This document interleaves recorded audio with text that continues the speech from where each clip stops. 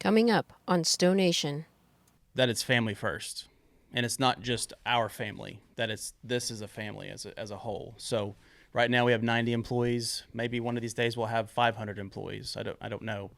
But if there's 500 here, that they're all family members, and that we treat them all with the same respect. And that's kind of going back to our golden rule mentality that we have. It's, as long as you can follow those principles, then you go far places in life. And it's not just about, it's about the journey that you went on, not where you're going as much as, hey, Welcome to another episode of STO Nation, a production of Park Media. Before I introduce today's guest, don't forget to hit that subscribe button, share, and leave a 5-star review. And if you find this podcast useful in any way and want to pay us the ultimate compliment, head on over to our Patreon page where you can subscribe to be a Classic, Stealth, or Beast Mode subscriber. What's going on, STO Nation? Welcome back to another episode. Before I begin the introduction, I'd like to let you know that Backwoods was kind enough to offer STO Nation a 10% discount on all their manufactured products, which includes their bumpers, ladders, roof racks, their boxes, etc., etc. Anything that they manufacture there, you can get 10% off. Plus, you can get 10% off their Pathfinder lights. So it's a great deal. All you have to do when you go to checkout, when you buy online, is use the coupon code STONation. So that's STONATION. Coupon code again is STONation. So this coupon is also indefinite, so if you don't have your storyteller right now, you can use a coupon down the road. Okay, so with that, this episode was super fun to record with Chris Chandler, who's the owner of Chandler Equipment, which is a parent company of Backwoods Adventure Mods, and Ty Pierce, who's the business development director. So if you didn't know, this episode was recorded when we were there at Backwoods Adventure Mods HQ, because they were kind enough to help facilitate part of the STO Nation Anniversary Party. And one of the coolest things we got to do when we were there was we got to take an in-depth behind-the-scenes tour of their facility.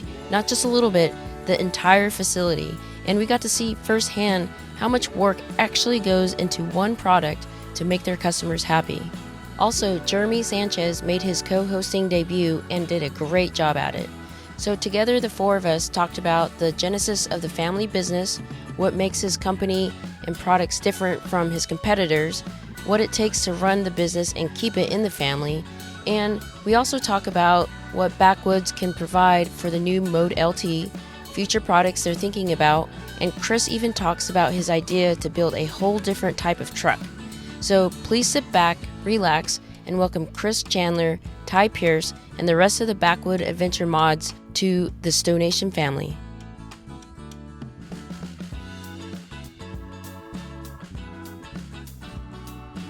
be an outtakes.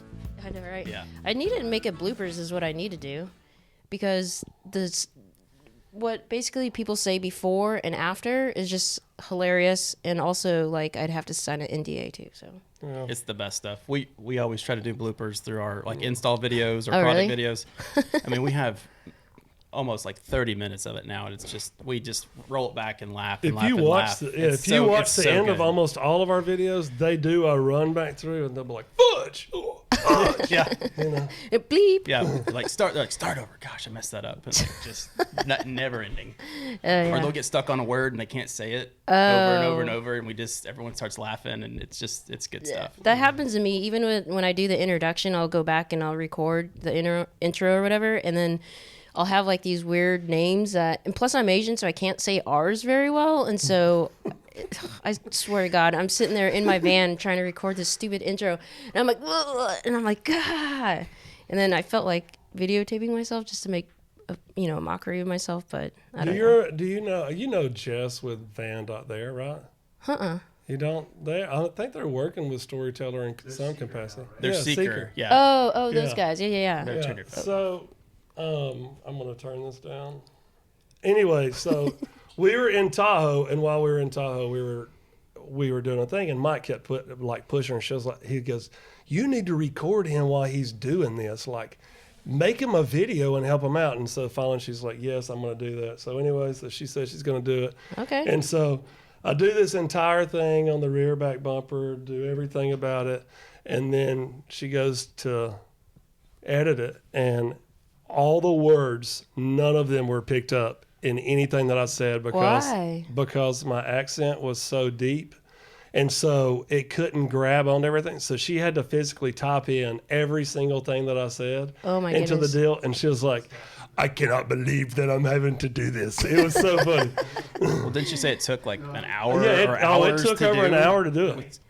Crazy. Are you good? Yeah. Okay, come on in. We're recording, but I'm probably going to throw all this in because I want people to see how this podcast really happens. Yeah. So, There you go. but yeah. Oh yeah, you got to take the long way around Yep. South It's America. the maze in If I here. don't knock anything off here, I'll be doing good. All right. Right. So this is obviously your set. Then go ahead and just say some test words. Okay. One of these. Please Doesn't don't matter. say hello, young Wa, or any variation of that. Ty's worn that out already. Why does that not want to go? The Oh, flip. Get it? Yeah, there you go. okay. Cool. Say some stuff, please. Test 1 2. Test 1 2. Right. Sally sells seashells by the seashore. Almost didn't get Say that. out. Say that There 5 you go. times fast. I know. I got it out once. Yeah. Calling it good. One right. take. There we go. Okay, cool. All right. All right. So I think I'm gonna leave all that in the podcast show. Yes, we You should. should. We should. What an Fun opening, stuff. right? Yeah. Right. Yeah. Anyways, well, thank you, gentlemen, for hosting us for the STO Nation Anniversary Party. Thank you, Ty, for arranging all of this. Oh, yeah. And Chad, you are the owner. Chris. See, I get It's fine. even I get nervous on my own podcast. There was an R in that, so you're Yeah. safe. Chris, thank you. Chris Chandler, you are the owner of Chandler Equipment. Yes, right. Which you bought out Backwoods and some other businesses and whatnot. Mm-hmm. But we just got done doing a tour, which was really awesome. And I was talking with one of the people here that came to the party, is the fact that you never really realize what it takes to build a product. And because of that, you don't really have a sincere appreciation of how much actually goes in to making that final product that people use. You know what I mean? yeah. And so Right. I don't know about you today, Jeremy, today, but that's the one thing I really got from you guys, and the way like you have a family atmosphere and you live by the golden rule and you take care of the customers, and it's becoming one of those markets that is so saturated. People come out of nowhere. It's like, here, I got this sweet product, and then you buy it, and then something happens, and it's like you never hear from them again. Right. Yeah. So, but you guys are definitely not like that. You guys have been around for a couple generations at least. Yeah, the third generation. Third So generation? 44 years. The company's been around. So if you don't mind, Chris, Sure. do you mind just talking about the origin of how everything got started? Sure. So Chandler Equipment was started by my grandparents 44 years ago, and it started in Central Arkansas as a poultry supply company. So my grandfather was a salesman and figured out a way that he could help build chicken farms, supply farmers with equipment, and etc. All the things that they needed to get moving in that world.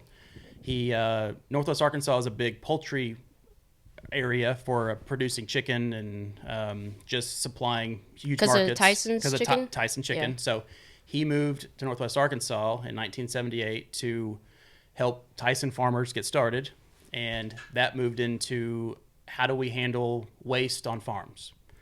So he was a salesman by nature, so he figured out a way to, hey, let's build and sell trucks to help these companies get rid of their waste or move their waste. That moved into developing trucks for waste market in general, not just chicken farms, but hey, how do we deal with waste in general? Hey, we started building these trucks here at this facility, and that moved into hey, there are more customers out there that are buying parts and pieces for all these trucks. It's not just one truck at a time. It's, hey, I can sell a pump system. I can build and sell tank components, inspection hatches, valve systems, things like that. So as time went on, we moved out of building trucks into building components and pieces and parts for other companies. And then fast forward 15 years after that, we started working on product for the energy market. So the same equipment that was going into these tanker trucks, we're moving into transport water haulers, frac tanks, things like just ways to help the energy market get rid of their water problem that they had, moving water to and from wells and transport issues. Okay. So over time, we've always evolved into what the next thing is, or what the bigger market is going to be, or how do we help customers in a different way, and offering more of a one-stop shop product. So it's going to a tank builder who's concerned about the entire trailer or tank, and they don't need to be building all the parts and pieces that take up so much time. That was our expertise. So we'd go to them and try to help them fill that need of, hey, I can just buy this and install it. I don't have to spend an extra 5 hours building this little contraption to stop water from coming through the tank, or whatever their problem was. And then, so that market has grown tremendously over time. I mean, at one point we had 125 employees working at this facility building tank hatches and tank components for other companies. The only downside to that is when you're in the energy market, things ebb and flow when oil prices jump and they come back. And so we've seen our company grow tremendously and also decline tremendously 2 different times. And we had talked and kind of got fed up with, hey, we love the growth part, but it's not sustainable. How do we make it sustainable? Diversification. So what we started going to some trade shows and figuring out that, hey, all these customers that we have are not just building tanks, they're building other trucks and trailers too, and they all buy a toolbox. And we were like, hey, we have the equipment, we have the metal knowledge of how to build a product, and so we started building toolboxes. And that's how our toolbox brand was built, was as Chandler Truck Accessories. And about what time was this? Like about 7 years ago. Okay. Is when we actually launched that. Okay. And then 5 years ago, one thing led to another. We met Evan House, who owned Backwoods Bumpers at the time, which was a local bumper manufacturer. Smaller operation, had awesome staff, awesome designs, knew that market well, but only did trucks, and mainly HD trucks. And we had a employee at the time who wanted us to meet him, and we started talking about, hey, we have customers wanting us to build bumpers for their work trucks that they're buying these toolboxes from us already on. And so we were trying to figure out how to build a bumper. And we started talking to Evan, and hey, can we bring him on as a consultant? And all that went down the road, and we started working on some stuff. And then at one point we met Evan out in Vegas. We were at SEMA, and Ty told the story earlier.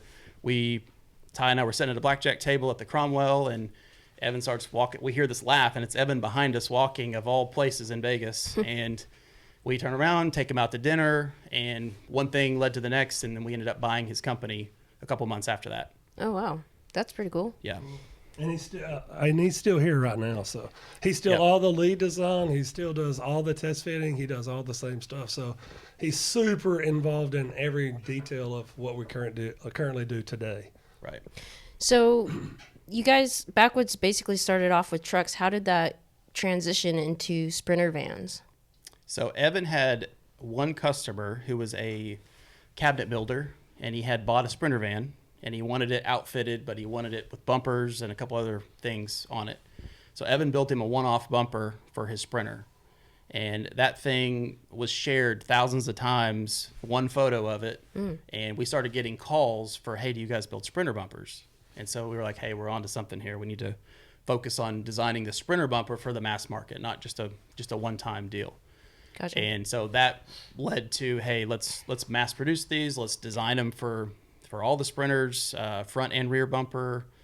And that's kind of how that launched on the actual van market side. And it's also where the hybrid design that we have was born. So the first one that he ever built was all steel. So it was super heavy. They did not take into consideration the airflow required by Mercedes for the intercooler, things like that. And so when the redesign was done, we seeded the airflow that was required by Mercedes on their intercooler, and then also changed the entire aspect of it and made it the hybrid design, which is what created the aluminum shell and the steel shackle mount area that ties to the frame, which also holds your winch cradle today. So interesting. How many a year do you usually sell? I don't know that number right off the bat, to be completely honest. Anywhere between front bumpers, anywhere between 600 to 800. Oh, wow. Currently, and we're working on production every day as far as how many we can actually produce to up that number, because the demand is there. We still have demand that we can't meet. So, hence that's why we're adding a new manufacturing facility. Yeah, you want to talk about that real quick? For sure. Yeah. So we've are under construction right now, which is a new 30,000 square foot facility. It's within 2 spaces. So we're basically taking multiple buildings that we have and enclosing them all into one big space. So the goal is to have flat material come in one door and a finished product coming out the other door. Gotcha. And what's, like you said, maybe July it'll be done? We're hoping we're in it by July. Yes, okay. This July. Actually pumping products out. Hope so. All right, good Hope luck. so. Fingers yeah, crossed. good luck, right? Yeah, right? Yeah. For sure. So I'm going to ask a hard question because I get right down to it. So What is it? So there's a lot of bumpers out in the market. You have CA Tune. Well, I'm not going to name names. There's a lot of companies out there that offer bumpers. So what is it, or why would someone want to choose your bumper over a different company's bumper? Yeah, I think that there's several different things. Number one, it's going to be the experience that you have, and that's going to be on the personal level. But the other thing that you're going to get is it's the quality, and it's the design, and it's the amount of time that goes into it for the testing and everything that's done behind the scenes that nobody even knows that is going on. We have other bumpers that are going to be coming out in the very near future that we've been working on now for probably 6 to 8 months, doing different testing to ensure that when it hits the market that it's going to be what it's supposed to be. The other thing is going to be the way it's made. We use the robotic welding. We have all these people that are involved in. So what does that mean for people that don't know what robotic welding is? You could put the 2 words together, but why is that a benefit, I guess, over... Sure. So a normal craftsman welder, a great one is amazing. They put out great work. It usually takes a lot of time and a lot of effort and a lot of expertise to get it just right. And it's to be consistent all the way throughout the product. A robotic welder can repeat the same weld quality and the capacity over and over and over endless amounts of time. Like flawlessly? Flawlessly, yes. So as long as the material is clean and ready to be welded, it's going to produce the same weld over and over and over without having a bad piece, typically, or a bad spot. Okay, cool. And then in the back of all the bumpers, we have the additional structure that's added into every single one of them. So what we try to do is make it to where when you're looking at that bumper, you don't know if it was either a weld or if it was a bend, right? And it's closed up. And I think that's one thing that when you look at our bumpers, and you can look at them from the front or from the back, you're going to be able to see the consistency that flows all the way through the bumper. And that doesn't matter if you're talking about the Sprinter, the Transit, or the Tacoma now, and the other bumpers that are coming down the road. So, yeah, I was really struck by, as we were going through the facility, that even before any powder coating is applied to these things, the welds are nearly indistinguishable from the folds in the material. And, I can't think of another bumper I've seen that there wasn't some remnant of the weld visible even after the powder coating. And the fact that you don't see it pre-powder coating is really a testament to the level of finishing that you guys are doing. Yeah. Thank you. Is that something that is made possible by the hybrid steel aluminum design, or is that just a craftsmanship thing here? I would say both, honestly. Yeah, I agree. There's a level of craftsmanship that we want that product to be flawless when it gets to the customer. So of course we want to go that extra mile when you need to make it look aesthetically pleasing and not just functional. But it's just something impressive when someone puts that on their vehicle. They want that to look like an amazing Sprinter or an amazing Transit or Tacoma or whatever the vehicle they're driving. And I think a lot of time when somebody is powder coating something rather than painting it, you're going to spend more time making sure that the quality of it or the finish is really, really good if it's going to be painted, right? But that same amount of time is not going to be spent if it's going to be powder coated, because it's going to hide a lot of imperfections. And what we do is we try to, it might not be paint quality, but it's going to be the mix in between. It's like a go, no-go set, basically. Right. that they have guidelines of if it does this, then it's allowed to be able to have that tolerance to move forward. If it doesn't, it gets red tagged. Somebody else has to view it, and then the next decision is made. How are we going to address that? So along those same lines, it as we were looking at the pieces before they become the whole, it seemed like that the shell with the folds alone would be incredibly strong. And then to see that, like, down the line, it's getting, I don't know if you'd call them gussets or stiffeners that are put in behind there, that you're adding a whole other level of strength to that. Is that something that was in the design from the beginning, or did you arrive at that after, a lot of testing? You found that was necessary for your winch cradles and things like that? Yeah, I would say that it was in there at the beginning, and we've probably pulled a little bit out from where we first started, because everything, if you look at our boxes, you go out there and look at any box. It doesn't matter if you look at the tread plate, the steel, or the aluminum smooth. Everything is going to be overkill. And we made all this stuff specifically with the mentality of being able to go into the oil field. Essentially, that's the whole background of us. Right. If somebody is going to destroy something, I promise you, the oil field will do it. And so we do our very best to try to think of that caliber when we're making our stuff. And even though those bumpers specifically are not going into the oil field, you have some of the same people that started here doing the oil field type stuff or the energy type stuff that are now making these bumpers and part of that process. So the same mentality is going to be pushed through there with everyone. Right. Good questions. You're a natural at being a co-host. First time, right? I'm a naturally inquisitive person. But so as you know, Storyteller came out with the Ford LT. Mm-hmm. So what kind of products are you going to offer for the Ford LT? I mean, we are working currently behind the scenes on having something to be able to hang on the hinges that will be going there. We also have the hidden winch design that we pretty much already have done. It's just not something that we are putting out there yet. I kind of talk. Why not? Well, production specifically. Mm. We're not gonna decapitate ourselves by putting another product into the market, right? We've already done this. We used to have 65 SKUs of something, and then we cut all of them, right? It's not that we can't do it. It's just that we have customers that are already depending on us and our lower lead times for all the other stuff. And for us to throw another item into the mix, and then we increase the lead times for everyone else that's already a customer or already getting ready to be a customer, just so we can satisfy something else. That's not what we're going for.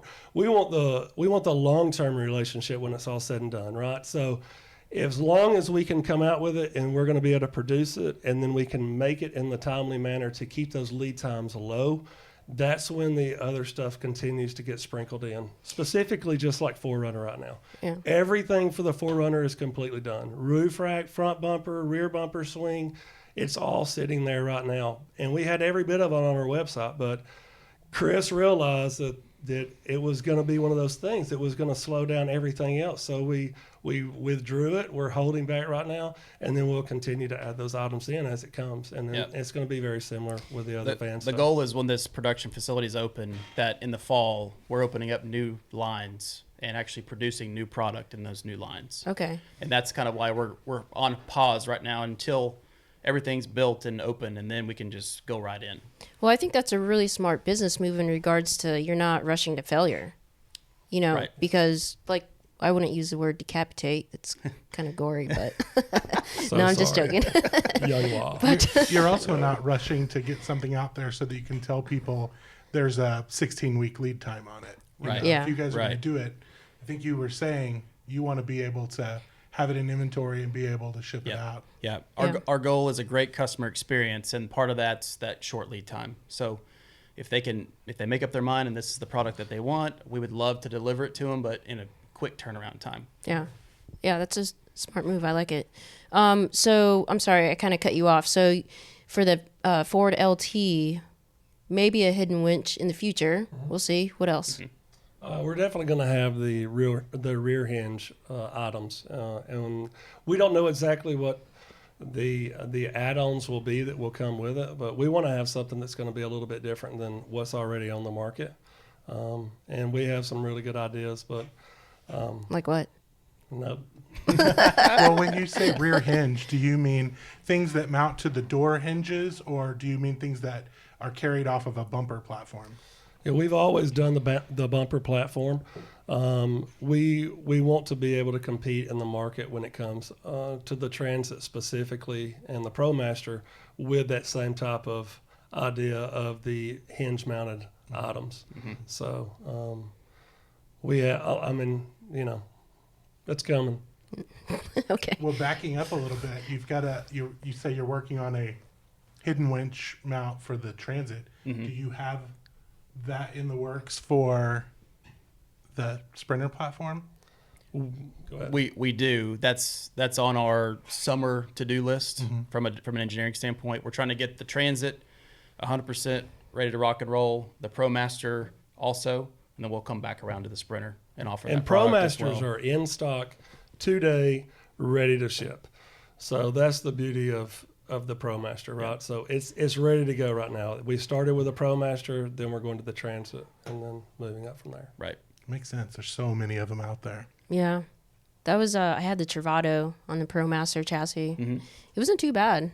Yeah. I mean, other than having a generator just hold you down, but that's Yeah. beside the point. That's Yeah. not ProMaster's issue, but Right. If you see, once you see the ProMaster and then the 9-inch Prowler lights that I showed y'all down there in the warehouse today, when you put those two together on that ProMaster, it really changes the aesthetics of the outside and it makes it look even better. And it makes it look mean. It's set up for a winch. You don't have to put a winch in it. The majority of the people who have been purchasing them, they have not been putting winches in them, but they want something that makes them kind of stand out too. I mean, add-ons are add-ons, right? And, with the price point that we have, it really fits into the market of the ProMaster. I think that the ProMaster is a lower price point, obviously, compared to a Sprinter.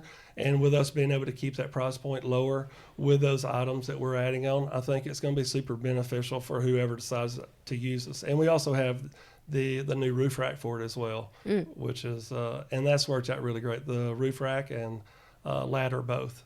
for So, the ProMaster. for the We do, yes. ProMaster. Gotcha. Yep. Okay. And for the Transit currently too. Okay. So, What else for the Sprinter chassis is in R&D, or do I need to sign a NDA and push stop? Yeah, I see you cleared off your whiteboard. Yeah. Yeah. Man. There's too many scribbles up here. We had to get it clean. No, I mean, definitely that front bumper. We do have some storage options that we're looking at. We've talked about some steps, some things like that are just, there's a lot of ask.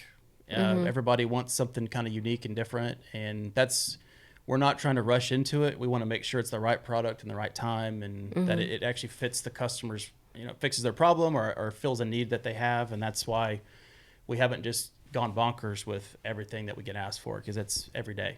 Oh and yeah, I it's bet. kind of Stuff like every what day. we talked about Yeah. earlier. It has to be proven, right? If we're going to come up with a product, we don't want to build 1 or 25 a month, right? Like if we're going to do this and we're going to spend the time and it's going to be there and we're going to produce it, we have to be able to really produce it and be able to move them. To your point earlier, you said you were talking to me about one-off bumpers and stuff like that. And after you walked through the shop, it made a lot more sense why we don't want to jump on trying to build somebody a bumper. We have people that get upset with us all the time online because we won't make them this specific bumper for their vehicle. Right. And it's just so hard. I mean, we would love to say yes because there's nothing better than making something and getting paid to do it, right? Yeah. But 111s doesn't take us very far. Yeah. Right.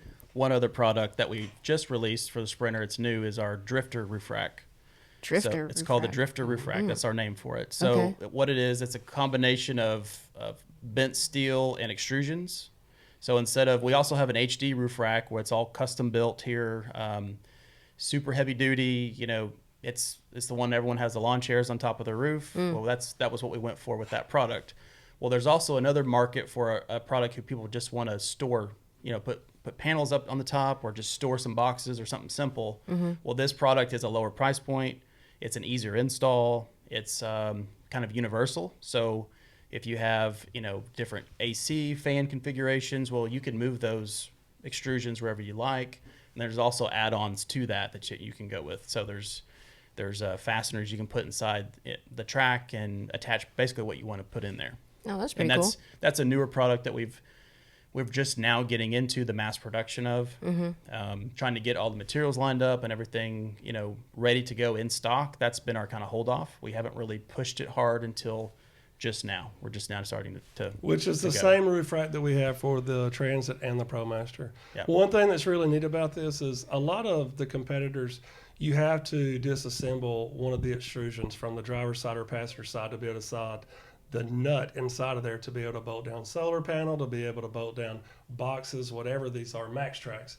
But we have one that you can roll it into the groove anywhere that you want to without taking anything apart. And so that's something that you can buy more of when you're purchasing these. And if you decided that you wanted to go with something to sit a lawn chair in one little area, you can buy additional extrusions and you can push all of them together just like you were building a deck, right? And you can still do that, one lawn chair sitting up there or two lawn chairs. You can still do that, but it's really made more for really the aesthetics and just being able to hold the stuff that you need up there, not really to hang out on. So I'm a idealist. I'm just throwing this out there. It might be a really stupid idea, but you heard it here first. I have witnesses that you can't see, but talking about rooftop sitting, if you made a table basically that collapsed with I don't know, hydraulics or like whatever you want to use, and it'll pop back up, and then you can put your chairs there, and then you can literally have a desk, dinner, like whatever you want up there. I love that idea. We actually had that on the inside of our van that we currently just sold. So it was just like that. You pushed it down, and that was what made the bottom of the bed. You have a little latch to secure it, and then boop boop, on each side, and it just goes this really cool sound. She's giving everybody ideas. Everybody's got the ideas. Yeah. Well, if you listen to my prior podcast, like everywhere I go, I'm like, ooh, I just got this idea, and yeah. So that's a good idea. I like it. I like it. Anyways, but she said whatever. No, it's not. I mean, we'll talk after this. Yeah. I'm just joking. It is the missing piece, right? Like people have put seating up there, but nobody's really made it that usable with a table or some kind of surface. I mean, you can even There put like is a little drawer out drawer. there that they don't manufacture anything, but they do love putting their umbrella up on top of it. I wonder who that is. Shots fired. So those that are listening to this, we have the Wallsmiths in the background. So And we have an umbrella on top. and But yeah, no, that would be pretty cool. I mean, the umbrella's legit though. I'm not gonna lie. Like Jason he's spot on with that because, I guess the genesis of it, he started without the umbrella, then he added it, and then it was like, even though it looked kind of ridiculous when I first saw it at the Adventure Van Expo, I was like, oh my god. But then you get on there and it's like, whoa, it's a complete game changer. I was going to say, you ended up getting under there and having a glass of wine, and you're like, oh, this is not that bad. I know. It's legit. So It turns out sitting in the shade kind of nice. Yeah. oh, I don't need an awning. I don't have to fuss with that. Anyways, sorry, off track. What were we talking about? What was my question? New products. We New products, would make you a table that would roll down She's with a hydraulics. table for her roof rack. And it has to go, Yeah, with the noise. with the nose. Right. We can If work it's on making that. that noise, it work maybe on needs that. a little tweaking. Yeah. Maybe a little bit.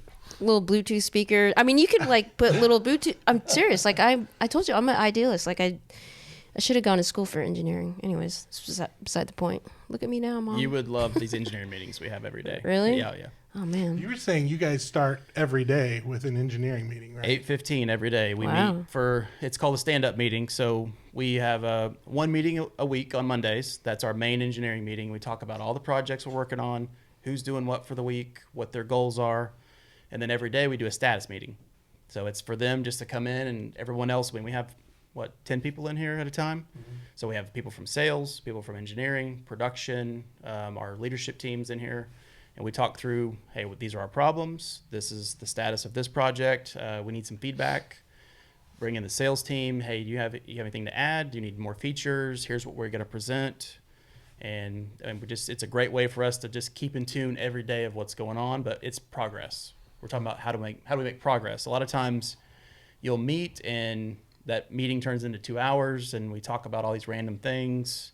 and we don't really get anywhere, and then it's forgotten about for a week. So we started hitting these once a day, and it's just 15 minutes tops. Like we're in and out, and everyone's on their way doing their work, and that's just a way for everybody to keep in the loop, and we're letting them present their work, and that's something about our company that we do. It's not a one-way street at our business. We expect everyone to do their job, and that's their ownership. They own that job. It's not for a leadership person to come in and say, hey, I need you to do this way every time, and we kind of leave it up for interpretation. So if they have a great idea, bring it to the table. We all want to hear it. We all want to. That's the only way we get better. Is just to listen to all ideas, and it's endorsed here.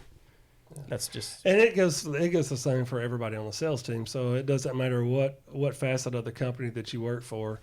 You take it to whoever your lead is. That person gets with Chris.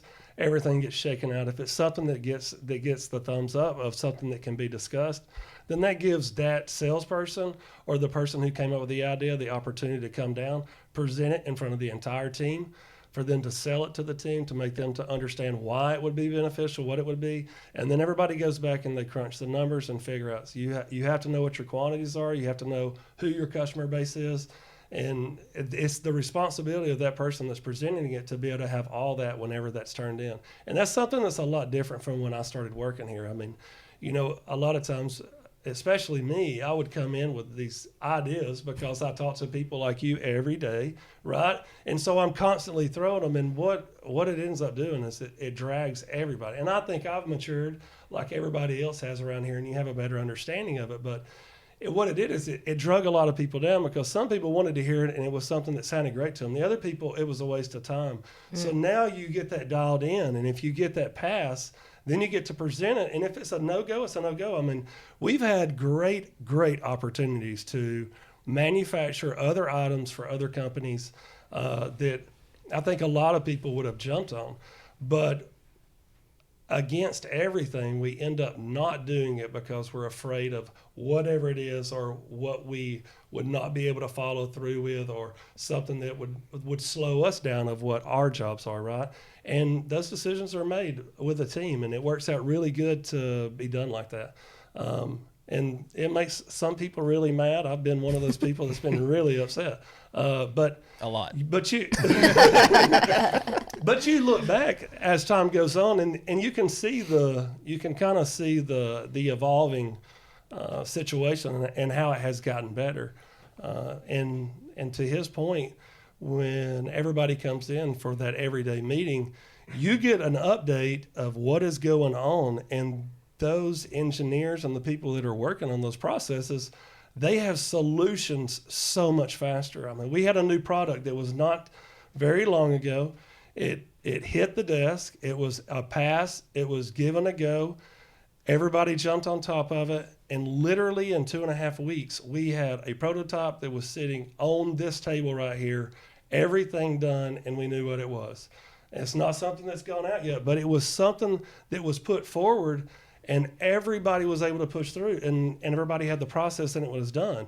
And instead of it being a drawing and an idea and somebody out here putting something together, if it ends up being a go, it's something that can immediately go into production.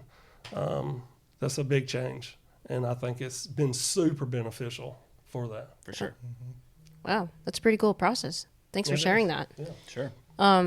So this is a legacy company, as you said. For sure. So my assumption is that you're going to hand it off to one of your children. That's the goal.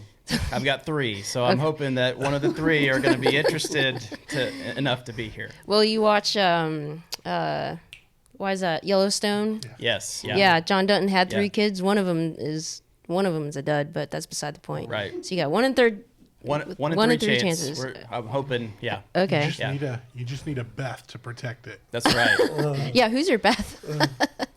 My oldest daughter's probably the best. Only in the protective way, She's not a in any of protective. the other No, ways. she's a protective. Yeah. She's the mother hen of the 3. Yeah, so the she's eldest. She is protector. definitely not Beth. Well, figuratively She's super speaking. sweet. Yeah. Yeah. But so my lead up question to that is, once you hand it over to your children, I know it's going to be hard to sit back and be like, okay, you got this. I'll just say Beth for lack of a better term. Yeah. You got this, Beth, do your thing. But at the same time, what's the legacy that you want to pass down? Well, that it's family first, and it's not just our family. This is a family as a whole. So right now we have 90 employees. Maybe one of these days we'll have 500 employees. I don't know, but if there's 500 here, that they're all family members, and that we treat them all with the same respect. And that's kind of going back to our golden rule mentality that we have. It's, as long as you can follow those principles, then you go far places in life. And it's not just about. It's about the journey that you went on, not where you're going as much as, hey, we've accomplished all these things. That's fantastic. But every day is a new day.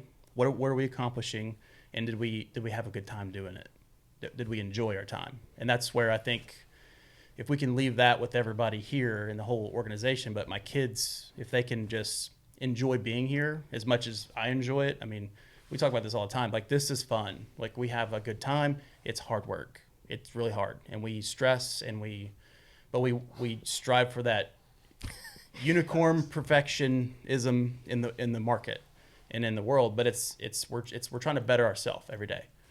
That's good. And if we just keep going on that path, that would be amazing for them to take that on and just follow that right through. So, if you could tell your Beth one piece of advice when she takes over, other than what you just said, what would that be? Oh gosh.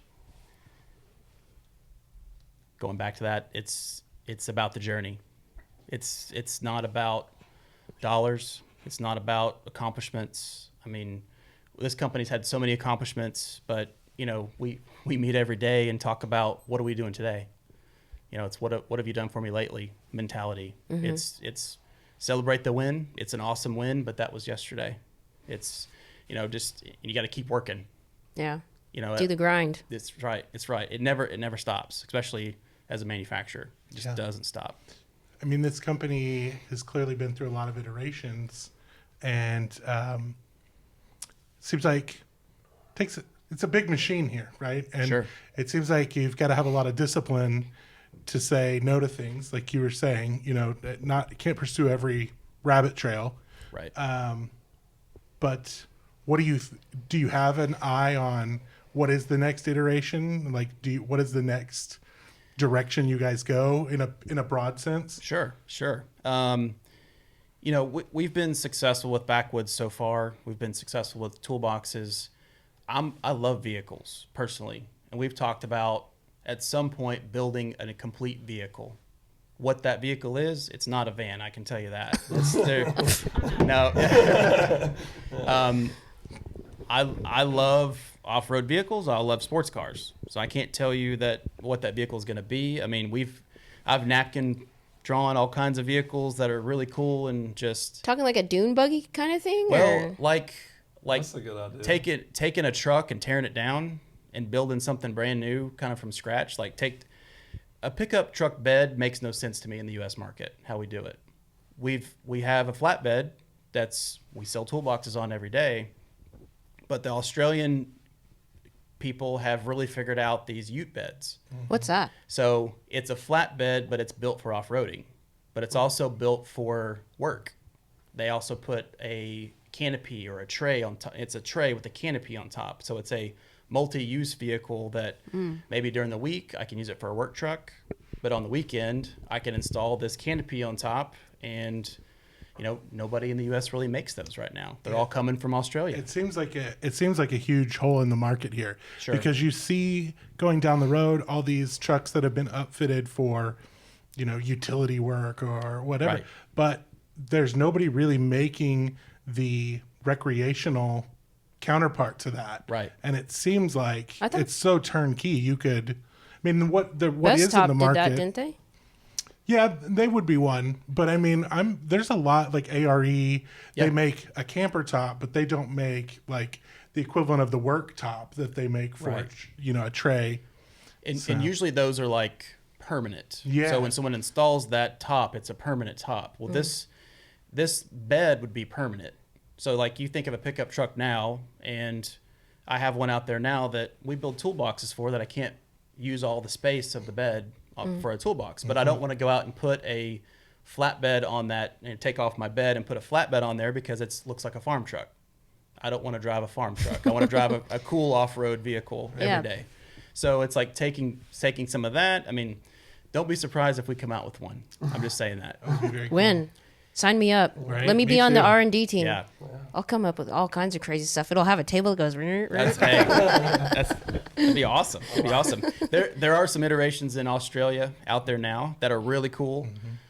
We build toolboxes, so it makes sense for us. And we can also, we're getting to the spot now where it's like we want to separate ourselves from just being Backwoods as a bumper manufacturer, or I've always wanted to build a vehicle, and it's not so much that I want to compete with the vehicle market. It's just I want to do something that no one's done yet in the U.S. and it's fun. It's something that's really cool. That hey, we built that, we designed that, it's purpose driven, but it's also multifunction. It's not just for maybe it's a work truck during the week and a recreational truck in the weekend.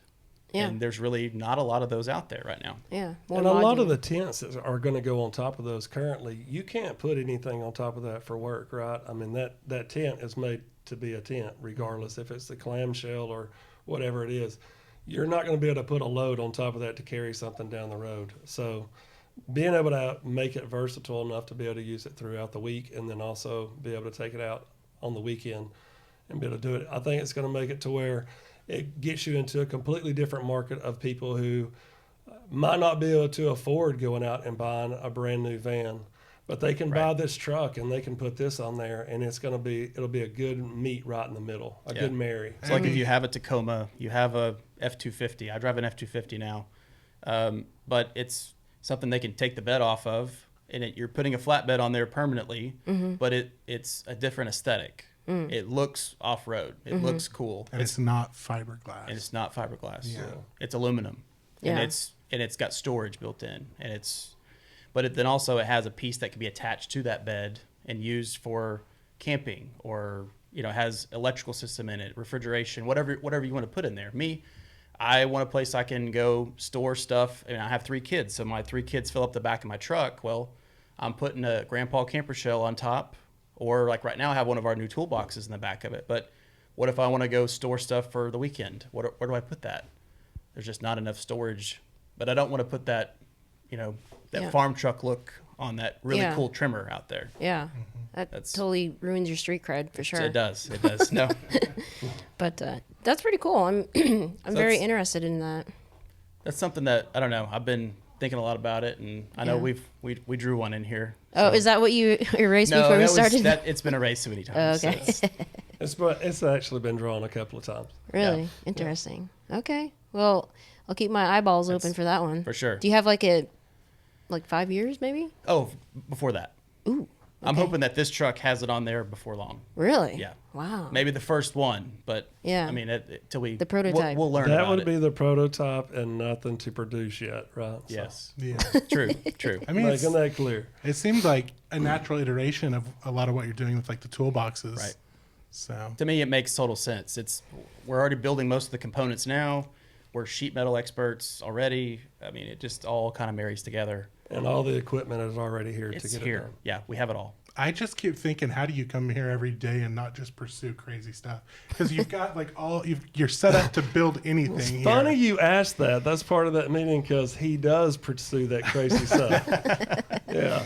Well, We all have so to get many dialed ideas. back. You have to get dialed back in, and Right. he's going to run with it. And then a couple of days later, he's like, "We can't do that right now. No, we can't." But It's like But I have to rein myself in Yeah. every time. He It's like I'll definitely draw has to something be like, reined oh, that's in. so cool. that's in the They can't do that. duty description of being the owner, the visionary, right? That's true. Yeah. That's true. Right. You got to think the crazy thoughts Yeah. and the things that no one else is doing and try to figure out how to get there. we work with a company. I'm not going to say who it is, and one of their people. That's what they're called. They're the dreamer. That's what they do, right? Yeah. They dream up the ideas. They dream up the concept, and y'all have to figure out how to do this. You know what I mean? Yeah. So, Well, that's how all great products and ideas start, is one Absolutely. dream. Sure. So Sure. it's Absolutely. cool. I'm excited to see where you guys go in the future.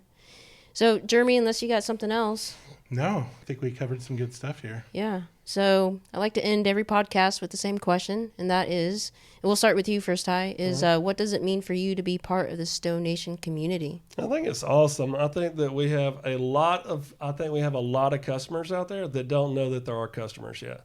And I think the more time that we're spent on the road doing our grassroots movement that we've been doing for about 5 years now, it will slowly grow and continue to get better. And I think that what y'all are already doing and the atmosphere that you've created and the group of people that you guys have, I really haven't been around anybody that I haven't liked. I mean, y'all just have a good crew, and it makes it a lot of fun to be able to meet up. I mean, the Wallsmiths back there, I met them several years ago, and like we've continued to kind of stay in touch and same with you now, and a lot of the other people that are a part of it. And so I think it's a great atmosphere, and I'm just thankful that we get to be a part of it. I just hope we can continue to get more items of our stuff on those vehicles. Yeah, right. Salesperson speaking truly. Salesperson. My always. goal. What about you, Chris? I just think in general, bringing awareness to this marketplace, what the opportunities are, and especially how,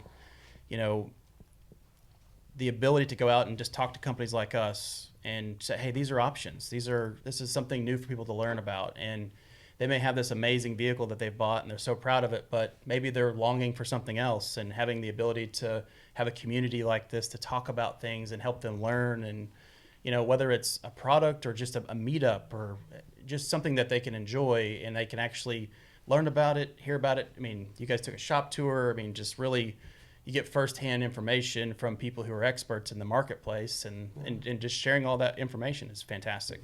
Yeah.